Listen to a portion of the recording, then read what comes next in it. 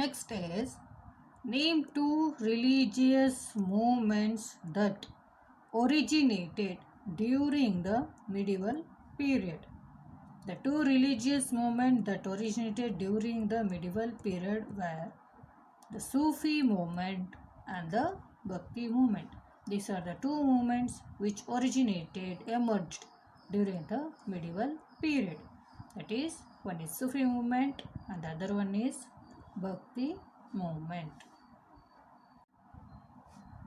Next main is answer the questions in detail. E-me. So to begin with the first question, what are the limitations of the literary sources that are available for the medieval period of Indian history? So we need to write the limitations of the literary sources which are available for the medieval period of Indian history. So the limitations are as follows. The limitations of literary sources which are available for the medieval period of Indian history are: many of the writings which were found were accounts of emperor's courts or the king court and their life. So the writings which were found during the medieval period were details or the accounts of whom emperor's courts and their life. Next, literary text were written and made a copies during the medieval period and made additions, deletions in the text which became more prominent. One is writings were of emperor courts and their life. Again, literary texts were written and made a number of copies during the medieval period.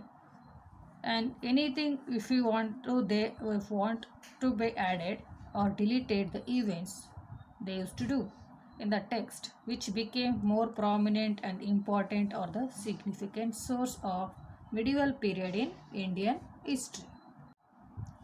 Next is, with the help of an example, briefly explain the relevance of coins as an archaeological source to reconstruct medieval history.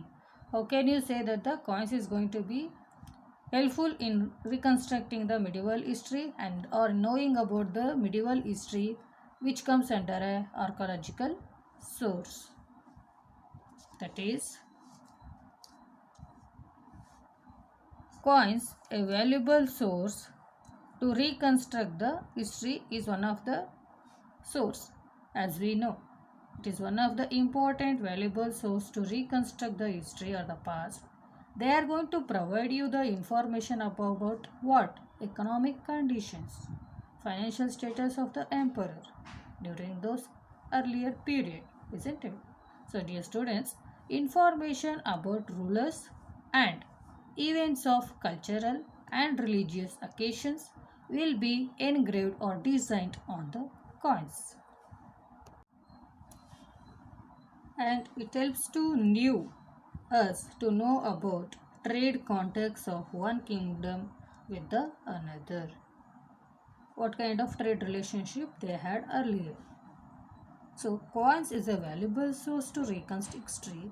They provide us information about economic conditions and information about rulers and events which are of cultural religious occasions which are designed on the coins. And it helps to know about trade contacts of one kingdom with another.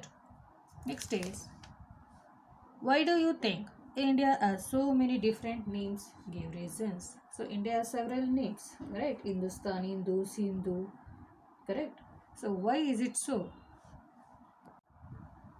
Because in the past it has been ruled and governed, administrated, looked after by many, taken care by many different rulers. Because of this, they have come from various regions of the world and ruled India. So names have come up in different time periods of Indian history. So which are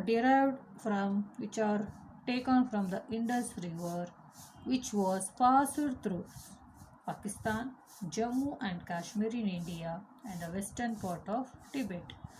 So because in the past as it was as it was ruled and administered by many rulers who have come and settled over here from the different parts of the world.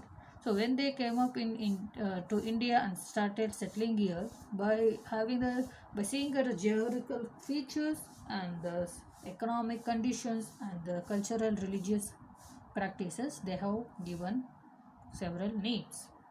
Okay, so dear students, please go through the video, and those who have not completed the first chapter notes, please complete it and prepare for the test. Thank you.